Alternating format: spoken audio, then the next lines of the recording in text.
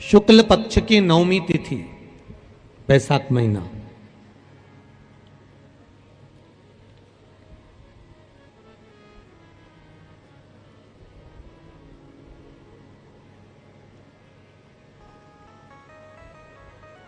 पीला चंदन घिसकर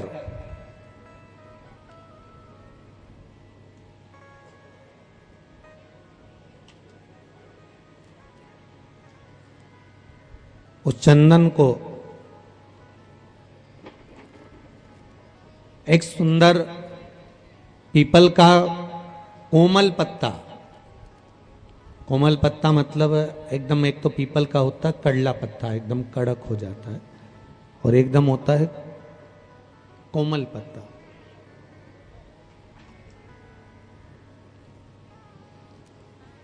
उस पीपल के कोमल पत्ते पर पीला चंदन घिसकर, जो वो चंदन होता है, उस चंदन को घिसकर उस चंदन को उस पत्ते पर रख लें। और महाराज उस पत्ते को मध्याह्न के समय पर, जैसे जब सुबह के समय पर सारी पूजन हो जाए, अर्चना हो जाए, भगवान शिव के मंदिरों में जल समर्पित हो जाए, उसके बाद में जब बाबा एकदम आनंद में विराजे हों, तब जहां शिवलिंग रखा होता है,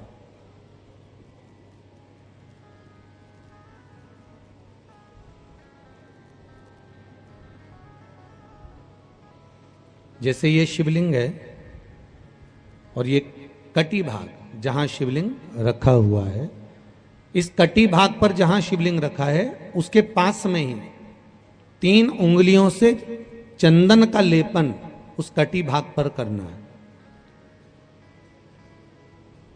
जो उंगलियां लगी रहेगी उसी को अशोक सुंदरी वाली जगह पर स्पर्श करना है, और अशोक सुंदरी वाली जगह पर स्पर्श कर कर कुछ देर तक चंदन लगे रहने देना है। उसके बाद में उस चंदन को वापस निकाल कर लेकर आना है। कटी भाग पर जो लगाया गया है उसको भी निकाल कर वापस लेकर आना है। फिर बाबा का स्नान नहीं कराना है, केवल चंदन लेकर आना है, उसी पीपल के पत्ते पर रखकर। एक डिब्बी में उस चंदन को आप रख लीजिए। कुछ दिन जिसकी नेत्र ज्योति कमजोर है, चश्मा लग रहा हो, श्रवण शक्ति कमजोर हो, सुनाई कम दे रहा हो, उसके कंठ से इस ठोडी तक उस चंदन का तिलक लगाना प्रारंभ कर दीजिए, और नेत्रों के नीचे थोड़ा सा वो चंदन लगाना प्रारंभ कर दीजिए। लगभग 20 से 22 दिन तक आप उसका प्रयोग करिए, और एक रुद्राक्ष का जल शिव को समर्पित कर कर उस जल का आचमन करना प्रारंभ कर लीजिए। लगभग 22 दिन लगेंगे। धीरे धीरे फिर जाकर डॉक्टर को जांच करा लेना, नेत्र की ज्योति बढ़ना प्रारंभ हो गई है। पर विश्वास के साथ में, भरोसे के साथ में, क्योंकि सबसे मूल अगर कुछ है तो विश्वास मूल है। मानो तो मैं गंगा मां हूं और ना मानो तो बहता पानी। अगर आपका विश्वास प्रबल होगा, भरोसा अगर प्रबल होगा, विश्वास अगर प्रबल होगा तो भगवान मिलेगा, और अगर विश्वास नहीं है तो परमात्मा नहीं मिलेगा। और मैं धन्यवाद देता हूं आप सभी मेरी बहनों को, मेरी जीजियों को, मेरी बेटियों को, मेरी माताओं को, मेरे भाइयों को, मेरे बेटाओं को मैं धन्यवाद देता हूं। आप रोज शंकर को 1 लोटा जल चढ़ाने के लिए जाती हो। केवल अपना अकेले का घर का उद्धार नहीं हो रहा। जब तुम भरा हुआ कलश लेकर मंदिर जाती हो ना, जितने लोग तुमको देखते हैं ना, हमारा हिंदू धर्म शास्त्र कहता है, सनातन धर्म कहता है कि भरा कलश का दर्शन करने से कार्य सफल होता है। भरे कलश का दर्शन करने से कार्य सफल होता है। जब आप रोज अपने घर से भरा हुआ कलश लेकर जाती हो, ना जाने कितने लोग देखते हैं तो उनका दिन मंगलमय होता है। केवल अपना नहीं, सर्वे भवन सर्वे, सब जगत के सुख के लिए, सर्वे भवन्तु सुखिनः, सबके लिए, सब जगत कल्याण के लिए। एक शिव तत्व को धारण करना, एक शंकर भगवान के अविरल भक्ति को धारण करना, भगवान शिव की अविरल भक्ति को अपने भीतर उतारना, ये कोई सहजता का विषय नहीं।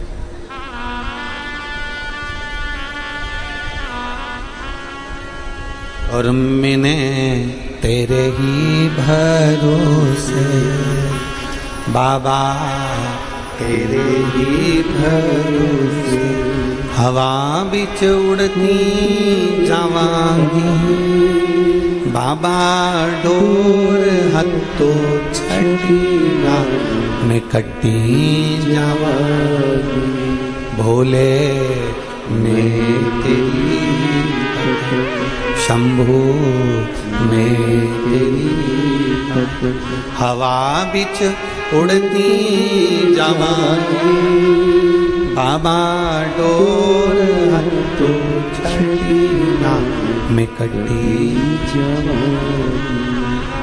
शिव से प्रीत बढ़े। दो असुर हुए, बिदल और उत्पल। दो असुर हैं, बिदल और उत्पल, और दोनों असुरों में दोनों भाई हैं, दोनों भाई हैं। बिदल और उत्पल। बिदल सारे बेकार काम करता है, उत्पल उसको समझाता है। उत्पल उसे समझा रहा है,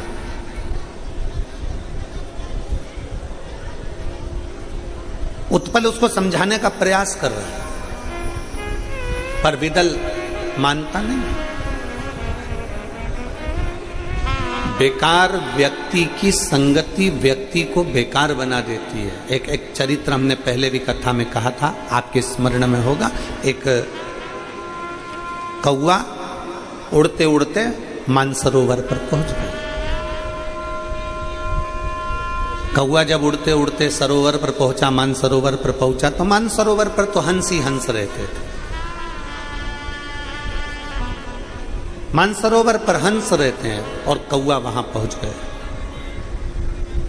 कौवा जैसे ही पहुंचा तो जितने हंस थे उन्होंने कहा कौवे से, कौवे चल यहां से जा।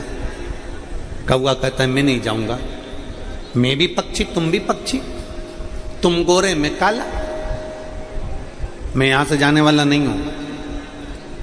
हंसों ने सोचा कि ये कौवा यहां आ गया और ये जाता नहीं है, तो एक काम करते हैं अपन ही चले जाते हैं। सत्संग करने वाला व्यक्ति, संत स्वभाव का व्यक्ति बुरे की संगत में जैसे ही आता है तो वो सोचता है कि इस बुरे को या तो मैं सुधार दूं, और अगर नहीं सुधरे तो फिर मैं यहां से चले जाऊं, फिर मैं चले जाऊं। और बहुत अच्छी बात कहती है शिव पुराण, जो समझे नहीं आपसे, जो समझे नहीं आपसे, वो नहीं समझे किसी के बाप से, वो कभी नहीं समझ सकते।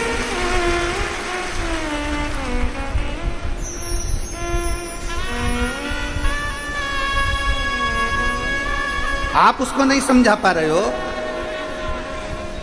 आप कितना ज्ञान देते हो। गुरुजी हमारा बेटा गलत संगति में पड़ गया, गुरुजी मेरा पति दारू के नशे में पड़ गया, पत्नी समझा रही, माँ समझा रही, बाप समझा रहा, सब समझा रहा। जो समझे नहीं आपसे वो नहीं समझे किसी के बाप से, फिर तो कोई भी आ जाए वो ना समझ पाए, कोई समझा ले वाला।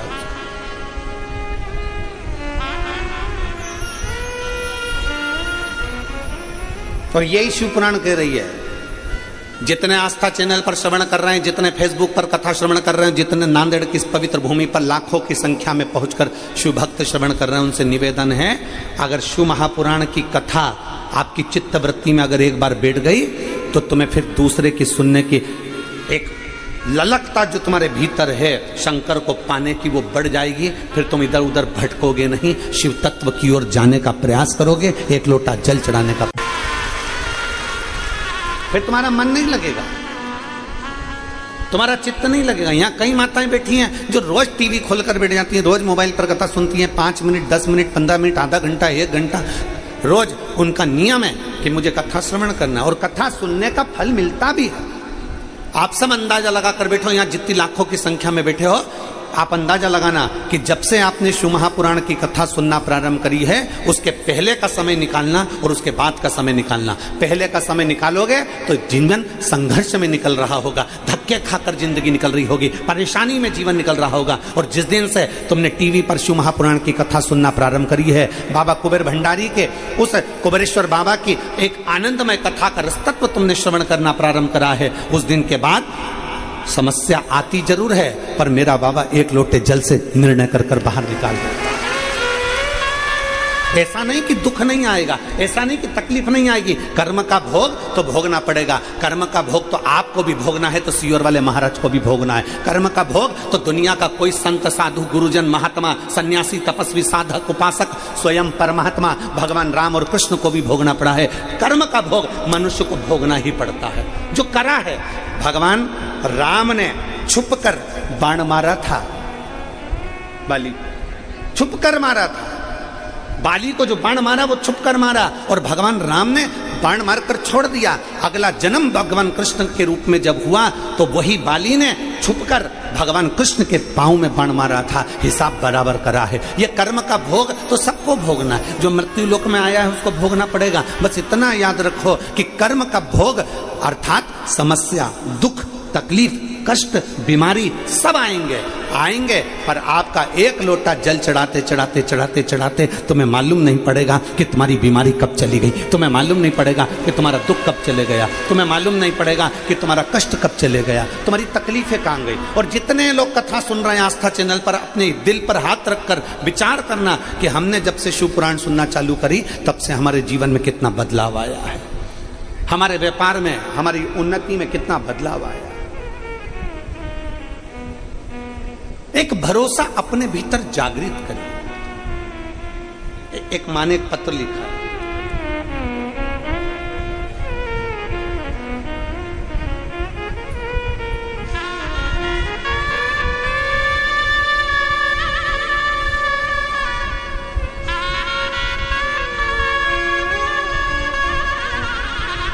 मैं श्रीमती अनीता रामभाऊ गडंबर, मलका गुड़ा, तहसील माहौर, जिला नांदेड़ से हूँ। कहीं बैठी हो तो हाथ हिला सकती हैं। श्रीमती अनीता रामभाऊ गडंबर, मलका गुड़ा, तहसील माहौर, जिला नांदेड़ से हैं। कहीं बैठी हो तो हाथ हिला सकती हैं, और अगर बैठी हो तो यहाँ आकर बेलपत्र ले जा सकती हैं। गुरुदेव, 3 साल पहले मेरे पति हार्ट अटैक में चले गए। पति शांत हो गए। मेरे 2 लड़के, दोनों ही की पढ़ाई चल रही थी, और पढ़ाई चलते चलते पति चले गए। घर में कुछ भी नहीं था। गुरुदेव, पेन से पत्र लिख रही हूं, परंतु ध्यान रखें मेरे आंसू के बराबर ये पेन नहीं है। खाने तक के लाले पड़ गए। बच्चों को पढ़ाएं तो पढ़ाएं क्या। मेरे भाई ने मुझे कहा कि जीजा के जाने के बाद में तेरे पास में कुछ भी नहीं है, कम से कम तू 2 टाइम की रोटी तो खा लेगी, बच्चों का पेट तो भर लेगी, तू मेरे पास आ। मकान भी अपना नहीं था, सब छोड़कर मैं अपने भाई के घर चली गई। मैं धन्यवाद देती हूँ मेरे भाई को। 7 साल मेरे भाई के गांव में रहकर मेरे भाई ने मेरी सेवा भी करा, और मेरे भाई ने मुझे रखा और मेरे बच्चों का भी अध्ययन कराया। धीरे धीरे मैंने अपने भाई के साथ में काम करना प्रारंभ करा, और जो मेरे को काम मिलता था वो कर लेती थी। बच्चे बड़े हो गए, समय निकल गया। मेरा बेटा, बड़ा बेटा, जैसे ही 12th कंप्लीट हुआ और उस बेटे ने विचार करा कि अब मेरी सरकारी नौकरी लग जाए। पूरे आसपास के लोग कहते हैं क्या 12वीं पढ़े हुए व्यक्ति के सरकारी नौकरी करेगा, इतने बड़े बड़े पढ़े लिखे बैठे हैं, उनकी सरकारी नौकरी नहीं लग रही, तो तेरी कहां से लग जाएगी। तब मेरा ध्यान केवल एक बार आपका मोबाइल पर शिवपुराण पर गया और मैंने उस शिवपुराण को सुनना प्रारंभ करा। हम आपको कभी नहीं जानते थे गुरुदेव, ना कभी मिले थे।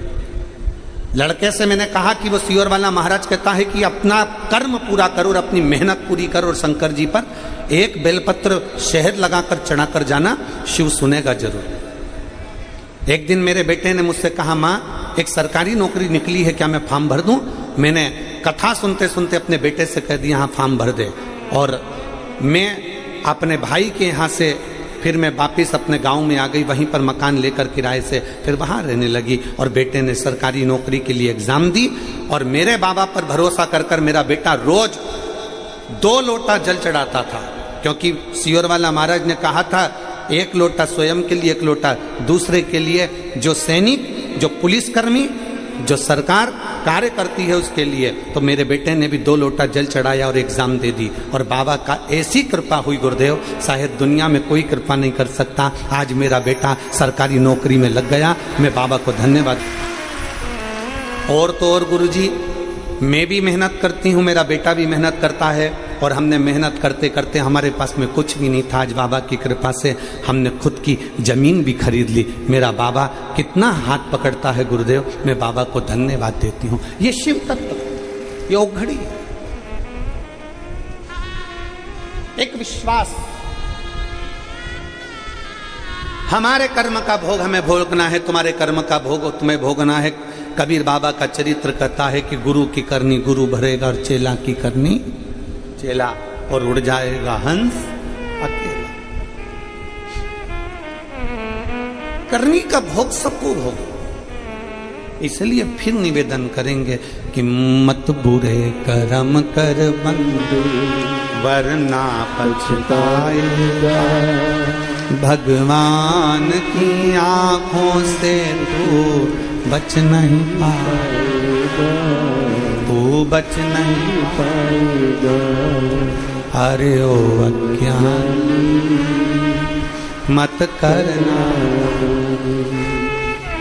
अरे ओ अज्ञानी मत करना, तेरे कर्म का फल भी तू ही पाएगा, जैसा किया तूने तेरे आगे आएगा।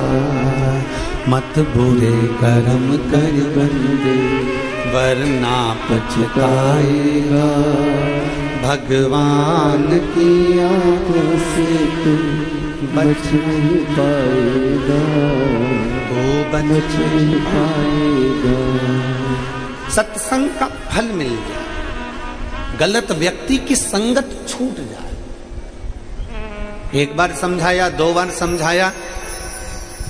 हमारे पास में कई लोग हमसे कहते हैं, गुरुजी कोई कह रहा है कि शंकर पर चढ़ा हुआ जल मत पियो, कोई कहता है कि शिव के मंदिर मत जाओ, कोई कहता है कि बेलपत्री मत खाओ। हम आपसे निवेदन करना चाहेंगे, हमारी तरफ से आपके ऊपर दबाव नहीं है, हमारी तरफ से आपके ऊपर प्रेशर नहीं है, कोई प्रेशर नहीं, कोई दबाव नहीं। तुम्हारा दिल करे तो शिव पुराण सुनो, तुम्हारा दिल करे तो तुम शंकर के मंदिर जाओ।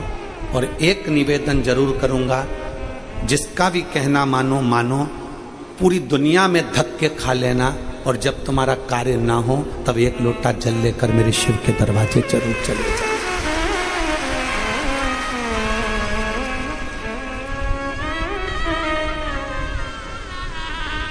शिव के द्वार चले। एक बार मन करे तो शिव महापुराण को जरूर पढ़ो, गीता प्रेस गोरखपुर की शिव पुराण लाओ, उसका अध्ययन करो, उसकी विद्येश्वर संहिता पढ़ो। उस विद्येश्वर संहिता में लिखा है शंकर को जल चढ़ाकर पीने से हमारे पाप ताप समाप्त हो जाते हैं। जो कहते हैं कि शिव पर चढ़ी बेलपत्र मत खाओ, उनको कहना माता पार्वती जी जब तप करी थी, आप सब हरतालिका तीज का पूजन करती होंगी। हरतालिका तीज की कथा में भी लिखा हुआ है कि माता पार्वती जी ने सब कुछ छोड़ दिया था, बेलपत्र पत्र का सेवन करती थी। बेलपत्र का सेवन कर कर तप साधना करती थी। फिर बेलपत्र खाना भी छोड़ दिया था पार्वती जी ने। नासिका के एक छिद्र से श्वास लेती, दूसरी से छोड़ देती थी।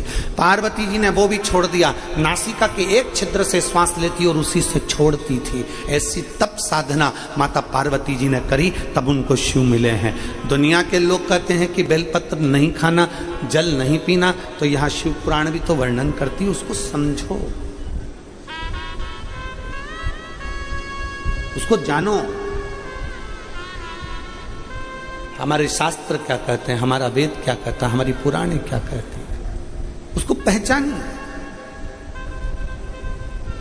कुछ तो शिव ने कृपा करी होगी। ये इतने इतने पत्र लाओ तो जरा, पत्र दो तो जरा, इतने पत्र, ये सब पत्र यहीं पर छूट जाते हैं, हम लेकर सीहोर नहीं जाते। इनमें मोबाइल नंबर भी रहता है, आप पढ़ो, सुनो और स्मरण करो कि जिनका काम हुआ होगा, यहाँ रखते हैं, जिनका काम हुआ होगा, इतने पत्रों का ढेर कोई सहजता में नहीं लग जाता कि जिन्होंने ये पत्र भेजे और उन पत्रों का स्मरण रह जाए। जिन्होंने पत्रों का स्मरण पढ़ो, और इनमें मोबाइल नंबर भी लिखे। तुम्हारा दिल करे तो उनके घर जाओ और पूछो कि शंकर को एक लोटा जल चढ़ाने का फल क्या प्राप्त होता है, शिव को जल चढ़ाने का आनंद क्या प्राप्त होता है, शिव को जल चढ़ाने का सुख क्या प्राप्त होता है, एक बेलपत्री खाने का फल क्या प्राप्त होता है, एक बेलपत्री के आनंद का क्या फल प्राप्त होता है। जरा विचार करना, शिव तत्व को जानने का प्रयास करना, शिव तत्व को जानने का प्रयास। और जब शिव तत्व को आप जान जाओगे,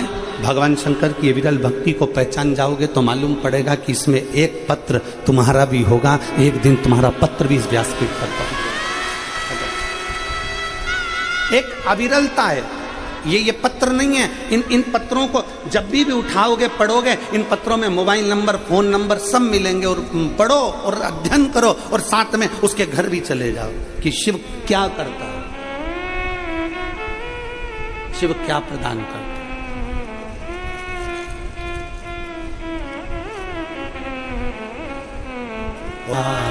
तेरे ही भरोसे हवा बिच उड़ती जावांगी, बाबा डोर छठी में कटी जावांगी। कौआ मानसरोवर से जाता नहीं है। हंस ने विचार कर लिया कि इसको समझा दिया, ये नहीं जाता तो अपने को जाना चाहिए। हंस चल दिए, हंस चले गए। एक हंस बैठा रहा, उसकी कौवे से दोस्ती हो गई।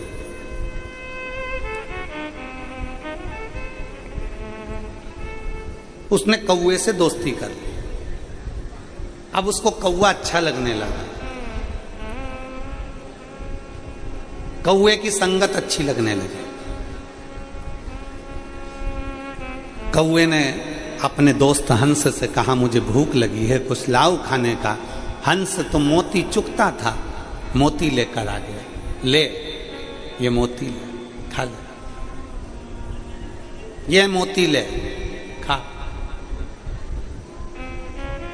कौवे को मोती दिया तो कौवा बोला, ये तो मैं खा ही नहीं सकता। कौवे ने जैसे ही मोती को चबाना चाहा, कौवे की चोंच टूट गई। कौवा कहता है, ये मेरे बस की बात नहीं है। हंस कहता है, हम तो यही खाते, हम यही चुगते हैं। अब तो कौवा भूखा मरने लगा, तो हंस से कहा, चल तू मेरे साथ चल।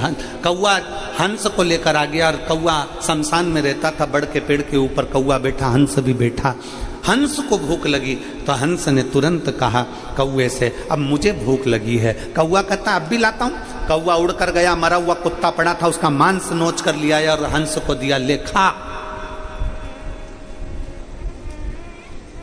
मरे हुए कुत्ते का मांस नोच कर लेकर आया और ले खा। हंस कहता है, हम ये नहीं खाते, हम तो मोती चुगते हैं। कौवा कहता है, मेरे पास तो यही है। दोनों बात कर रहे थे। कौवे की चोंच से मांस का टुकड़ा जमीन पर गिरा।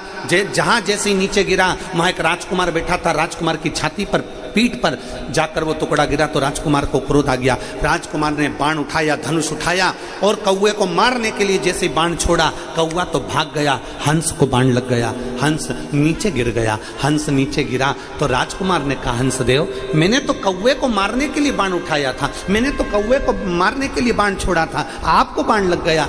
इतने में हंस कहते हैं, राजकुमार इसमें गलती तुम्हारी नहीं है, गलती मेरी है, मैंने गलत व्यक्ति का संग कर लिया था, इसलिए आज मुझे भोगना पड़ रहा है। मैंने गलत व्यक्ति का संग करा था, इसलिए आज मुझे भोगना पड़ रहा है, ये गलती मेरी है। गलत व्यक्ति का संग करोगे तो गलत व्यक्ति तो निकल कर भाग जाएगा, पर अच्छा व्यक्ति अंदर धरा जाएगा। और ऐसे कई केस आज भी चल रहे हैं अदालत में। जो बेकार है वो तो बाहर घूम रहा है और जो अच्छा है वो अंदर सड़ रहा है। आज भी कई केस अदालत में चल रहा है, आज भी। संगत ठीक रखो, संगत श्रेष्ठ रखो। समझा दिया, एक बार समझा दिया, दो बार समझा दिया, एक बार कह दिया, दो बार कह दिया कि शिव को जल चढ़ाओ, शंकर को जल चढ़ाओ, शंकर का अनुमोदन करो, शिव का चढ़ा हुआ जल का आचमन करो, शिव के जल के ऊपर छींट लो, बेलपत्र का सेवन करो। बार बार तुमसे कहते हैं, बार बार समझाते हैं, उसके बाद भी व्यक्ति भटके तो फिर उसके ऊपर है कि फिर वही बात आ गई, जो समझे नहीं आपसे वो नहीं समझे किसी के बाप से। समझा? और ये मन बड़ा चंचल है, कैसे तेरा भजन करूं, जितना इसे समझाऊं उतना ही मचलता। समझाया इस मन को समझाने का प्रयास किया। भगवान देवाधिदेव महादेव से अपने हृदय की बात कहते हुए भगवान शिव आनंद की राशि है, संगत ठीक रखिए। अच्छी संगत व्यक्ति को कहीं ना कहीं बचा लेती है। श्रेष्ठ संगत। एक बहुत बड़ा चोर था, उस चोर ने अपने बेटे से कह दिया कि जिंदगी में अगर तुझे बहुत अच्छा जोरदार चोर बनना है, तुझे अच्छा जोरदार चोट्टा बनना है, तो कभी प्रवचन मत सुनना।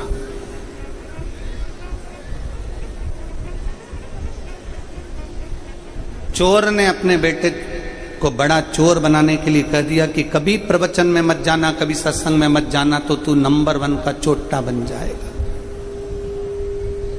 1 नंबर क्वालिटी का चोर बनेगा।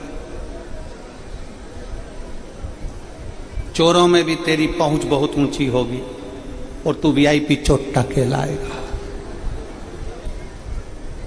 और यदि तू प्रवचन में चले गया, सत्संग में चले गया, कथा में चले गया, तो फिर चोट्टे की क्वालिटी घट जाएगी, तेरी डिमांड कम हो जाएगी। अगर तुझे अच्छा जोरदार चोट्टा बनना है तो कभी प्रवचन में मत जा, कभी सत्संग में मत जा, कभी कीर्तन में मत जा। बेटे ने कसम खा ली कि कभी प्रवचन नहीं सुनूंगा, कभी सत्संग में नहीं जाऊंगा। पिता मर गए, बेटा बढ़िया जोरदार चोट्टा बन गया, चोर। एक दिन चोरी का धन लेकर जा रहा था और चोरी का सामान ले जाते जाते कहीं पर प्रवचन चल रहा था। ये थक कर बैठा था, इसको नहीं मालूम कि पीछे प्रवचन चल रहा, इसके अंदाजा नहीं, इसके स्मरण में नहीं है कि पीछे प्रवचन चल रहा। ये तो बैठ गया, थक कर जैसे ही बैठकर पानी पी रहा था, इतने में पीछे से आवाज आई। एक महाराज प्रवचन में कह रहे थे कि भगवान के चरण कभी पृथ्वी पर नहीं पड़ते हैं, भगवान पृथ्वी पर कभी अपने चरण नहीं लगाते, भगवान पृथ्वी से ऊंचे रहते हैं। क्यों चरण नहीं लगाते? क्योंकि भगवान पृथ्वी पर चरण इसलिए नहीं लगाते, भगवान विष्णु पृथ्वी पर चरण इसलिए नहीं लगाते क्योंकि उन्होंने एक एक कंकर में शंकर को देखा है। तो किसी कंकर पर मैं लात रखूंगा, वहां अगर शंकर हुआ तो मैं कैसे लात? इसलिए देवता कभी अपना चरण पृथ्वी पर नहीं लगाते। उसके कानों में जैसे शब्द गया, उसने कान बंद करे, सामान उठाया, भाग गया, कहीं प्रवचन नहीं सुन लूं मैं।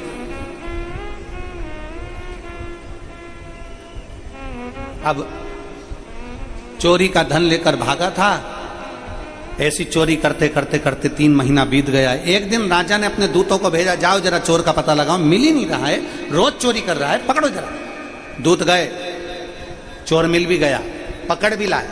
पर राजा इतना ईमानदार था कि चोर से पहले पूछता था, तुमने ये गुनाह किया है क्या? तुमने किसी का कत्ल किया है क्या? तुमने चोरी करी है क्या? तुमने ऐसा काम किया है क्या? राजा पूछता था। अब चोर को सामने लाकर खड़ा किया। जब चोर सामने आया तो राजा ने उससे पूछा, तुमने चोरी करी है? रानी के हार चुराए? 4 घरों में तुमने चोरी करी है? चोर ने मना कर दिया, नहीं मैंने चोरी नहीं करी। राजा ने उसको खूब खूब त्राड़ दिया, फिर भी उसने मना कर दिया, मैंने चोरी नहीं करी। राजा ने अपने मंत्री से पूछा कि बताओ, ये चोरी की हाँ भरी नहीं दिया और सब कह रहे हैं कि चोट्टा यही है, क्या करा जाए? मंत्री ने कहा, एक काम करो महाराज, अपन इसको नशे की दवा पिला देते हैं, ये बेहोश हो जाएगा, तब तक एक सुंदर बगीचे में एक बैकुंठ बना देते हैं, बैकुंठ जैसा। भगवान विष्णु भी बिठा देते हैं, बगिया लक्ष्मी जी चरण दबा रही है, जोरदार बैकुंठ बना देंगे और 2-3 दूत भगवान के भेज देंगे पार्षद। वो जैसे ये होश में आएगा, पार्षद कहेंगे कि तुम्हारे प्राण छूट गए थे, तुम बैकुंठ में आए हो, आओ तुम्हारा स्वागत है, तुम्हारा स्वागत है, आओ तुम बैकुंठ में आए हो। यहां झूठ नहीं बोला जाता, सत्य बोलना, सत्य का निर्णय होगा। राजा ने कहा बिल्कुल ऐसे ही करो, और उन्होंने तुरंत बगीचे में बैकुंठ बना दिया, बिठा दिया नारायण भगवान को, लक्ष्मी जी को, इसको दवाई पिलाकर वहां छोड़ भी दिया। इसको होश आते से पार्षदों ने कहा, मैं इंद्र हूं, वो कहता है मैं गरुण हूं, वो कहता है मैं वरुण हूं, कोई कहता है मैं ब्रह्मा हूं, कोई कहता है मैं ये हूं। आप बैकुंठ लोक में हो, यहां सत्य बोला जाता है, आप सत्य बोलो, आप का नाम क्या है? उसने तुरंत अपना नाम, असली नाम बता दिया। खुश हो गए राजा, इसने अपना असली नाम बता दिया और यही चोर का नाम था। अब हम आपसे पूछते हैं, आप पृथ्वी पर क्या चोरी का काम करते थे? उसी के अनुसार आपको भोग भोगने को मिलेगा। वो बोलने वाला था कि हाँ मैं चोर हूं, इतनी देर में उसको संत की बात याद आ गई कि देवता के चरण पृथ्वी पे नहीं पड़ते, और ये तो सब जमीन पे खड़े हैं, ये सब जमीन पे खड़े। देवता के चरण पृथ्वी पर नहीं पड़ते, ये सब जमीन पे खड़े हैं। उसने तुरंत कह दिया, मैं जानता हूं तुम विष्णु जी हो ही नहीं, मैं जानता हूं तुम ब्रह्मा नहीं हो, तुम इंद्र नहीं हो, तुम गरुण नहीं हो, तुम वरुण नहीं हो, और ये बैकुंठ नहीं है, मैं जानता हूं। इतने में राजा ने पूछा, आज तक इस बैकुंठ को कोई समझ नहीं पाया, तू कैसे पहचान गया? उसने कहा, मैं चोरी का धन लेकर आ रहा था, मैं चोर हूं महाराज, पर चोरी का धन लाते लाते मैं एक जगह बैठ गया था, मेरे कानों में शब्द गया था कि भगवान के चरण कभी पृथ्वी पर नहीं पड़ते, ये सब पृथ्वी पर खड़े थे। मैं पहचान गया कि ये भगवान है ही नहीं। इसलिए महाराज आज मैं सत्य कहता हूं, 1 मिनट का सत्संग मेरे कानों में गया और मुझे मरने से बचा लिया। अगर मैं पूरा प्रवचन सुन लेता तो मेरी जिंदगी संवर जाती, मेरा जीवन सार्थक हो जाता, मेरी जिंदगी सार्थक हो जाती। शिव महापुराण की कथा में जब जाओ तो मन बनाकर जाना कि मेरे को 2.5 घंटा 3 घंटे का सत्संग श्रवण करना है, प्रवचन श्रवण करना है, कथा सुनना है, और वहां से एक नियम लेकर जाना है कि मैं अपने घर जाऊंगा, अब 1 लोटा जल शिव जी को चढ़ाऊंगा। ये नियम अपने भीतर का लेकर जाना।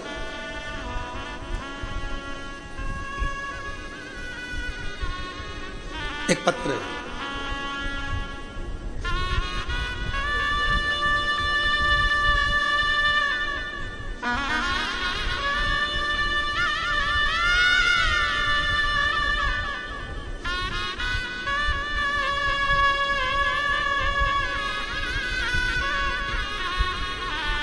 सो कल्पना मधुकर राव क्षीर सागर, मैं लोहा जिला नांदेड़ मराठवाड़ा की रहने वाली, कहीं बैठी हो तो हाथ हिला सकती हो,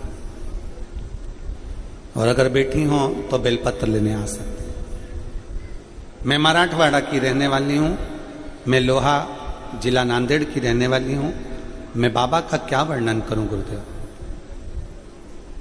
आपकी कथा सुनकर हमारे को एक बल मिला है, मेरे बच्चों को एक एनर्जी मिली है, और मेरा लड़का कथा सुनकर, आपकी कथा से बल प्राप्त कर कर और चौगनी मेहनत मेरे बेटे ने करी, और इतनी मेहनत मेरे बेटे ने करी जो मन से हार रहा था, उसने चौगनी मेहनत करना प्रारंभ करा और शिव जी पर बेलपत्र और जल चढ़ाना प्रारंभ करा। गुरुदेव, आज के नवयुवक बच्चों के लिए ये शिव पुराण बल है, उसका व्हील पावर है। मेरा बेटा विवेक मधुकर राव क्षीरसागर 2019 में एमपीएससी की परीक्षा दिया और शिव पर भरोसा कर दिया। पहले देने पर उत्तीर्णता नहीं, पर फिर मेरे बेटे ने जो एमपीएससी की परीक्षा दी, शिव पर आश्रित होकर दी। 5 साल शंकर की आराधना करने का फल क्या होता है, मेरे बेटे ने परीक्षा दी और मेरा बेटा उस एमपीएससी की परीक्षा में पास होकर STI sale tax inspector Mumbai में 3 साल ऑफिस में नौकरी कर। फिर गुरुजी मेरे बेटे ने कहा, क्या मां शिव शिव है तो एक बार मेरे को वापिस परीक्षा देना। मेरे बेटे ने 2022 में फिर एमपीएससी की परीक्षा दी और मेरा बेटा नायब तहसीलदार बन गया। मेरा बेटा कहता है, मां शंकर जैसा दयालु दुनिया में कोई नहीं है, एक बार फिर परीक्षा देना है। मेरे बेटे ने 2023 में एमपीएससी की परीक्षा फिर दी। परीक्षा देते ही डिप्टी एजुकेशन ऑफिसर हिंगोली का बन गया।